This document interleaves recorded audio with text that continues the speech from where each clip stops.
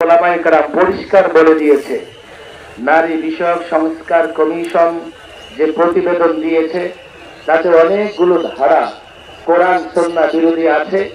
সুতরাং এই মঞ্চ থেকে আগেও প্রত্যাখ্যাত হয়েছে, আমরা আবারও বলছি এটা প্রত্যাখ্যাত, এটা আমরা প্রত্যাখ্যান করছি। সরকারকে অবশ্যই এই প্রতিবেদন প্রত্যাখ্যান করতে হবে। পরিষ্কার বলছি, বহুত্ববাদ এটা বাদ দিয়ে আল্লাহর উপর আস্থা বিশ্বাস যা ৩২ বছর বাংলাদেশের সংবিধানে ছিল সেটা পুনর্বহাল করতে হবে। শেষ কথা, আমরা গত ১৬টা বছর রাষ্ট্রযন্ত্রকে ব্যবহার করে ফ্যাসিবাদ যে জুলুম নির্যাতন করেছে সেই নির্যাতনের শিকার হয়েছি বারবার। আজকের এই সমাবেশ থেকে পরিষ্কার বলছি, ফ্যাসিবাদ গণহত্যাকারীদের বিচার করতে হবে অনতি বিলম্বে।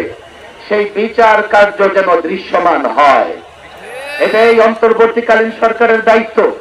ফ্যাসিবাদ এবং তাদের দোসরদের বিচার কার্য দৃশ্যমান করতে হবে।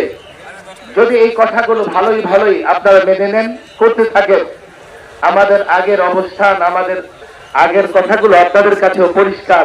সহযোগিতা করছি, সহযোগিতা করব। যদি না মানেন, ওলামারা আপনাদেরকে কোনো ধরনের সহযোগিতা করবে না। তখন পরিণতি যা হবার তাই হবে।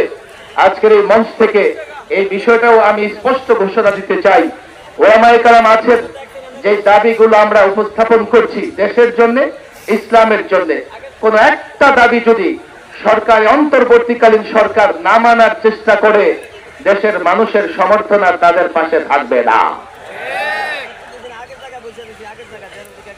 বক্তব্য রাখবেন হেফাজতে ইসলাম বাংলাদেশ।